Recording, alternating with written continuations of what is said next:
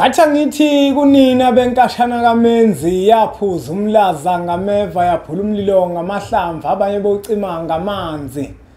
Nina belembele eqamanya amalembe ngokukhalipha usishaka kashaka ngemanzi ngesaba ukuthi ushaka. Ushaka kuyinkosi yasemashobeni. Ake ngibingelele umhlaba wonke nasendaweni zonke la kuhamba kufinyelele khona lo mfanekiso oqoshiwe. Impunga yesintu kwimpunga yesintu TV eno 103,000 subscribers.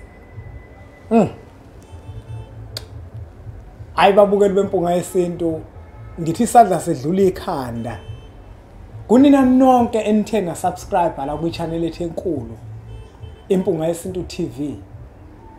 Ngoba ukuba usubscribanga mbukelo wempunga yesintu ngaba sikho la sikhona. Lesicoco lesi angaba sikho.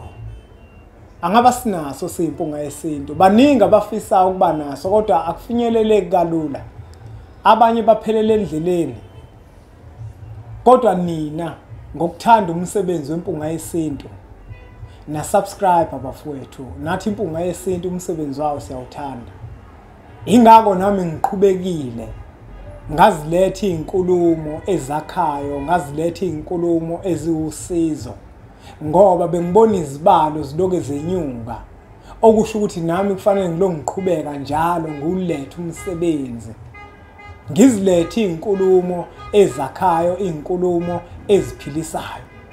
Siyabonga ke bafuthu ukubona bonke nabangaka subscribe siyacela ukuthi baqhubeke njalo ba subscribe ku channel lethu enkulu impunga yesintu TV.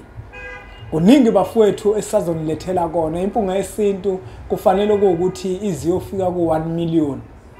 Ngoba phela baningi abantu emhlabeni, baningi abantu bayasidinga isintu, bayalidinga lolwazi lolu esililethayo la kwimpunga yesintu TV. Sadla sedlula ikhanda bafowethu kubona bonke abantu abathe ba subscribe. Engikucelayo ke manje bonke labantu abasubscribile abathenga incwadi zempunga yesintu 1150 zikhombo zisekhona namanje. Uma sokuposela 1150 mawuzofika emphilandaba uzozithathela khona 1000 rand. Zicoshwa phansi bafowethu lespecially ngithe ngizoke ngithi ukusiqhuba mbijana ngoba abantu abaningi bahamba kancane. Ngithi mangisivala bese abantu bayakhala.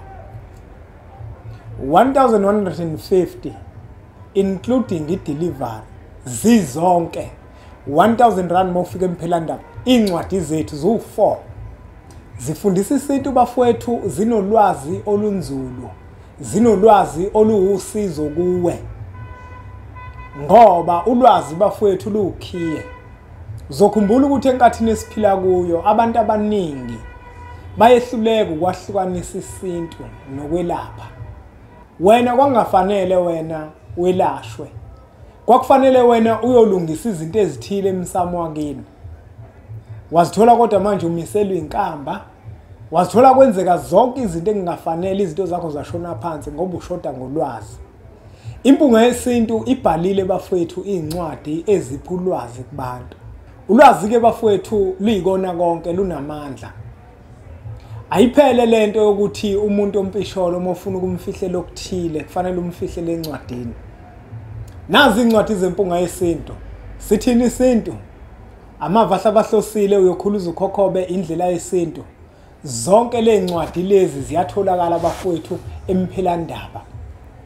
Uyakwazi futhi ukuthi uzi-order ku website yethu www.impungayesintu.co.za.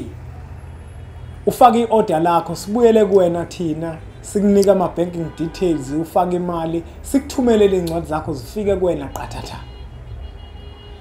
Le ncwadi bafethu zibaluleke kakhulu njengoba nibaningi kangaka no 100,000 nonke. Ngiyacela ukuthi le ncwadi lezi nizithenge nonke ngoba umsebenzi wempunga yesintu nikuveze ngokusobala ukuthi niyawuthanda. Nali siliva na indondo nasi isicoco esisuka le eMelika size emakhehleni la emphilandaba.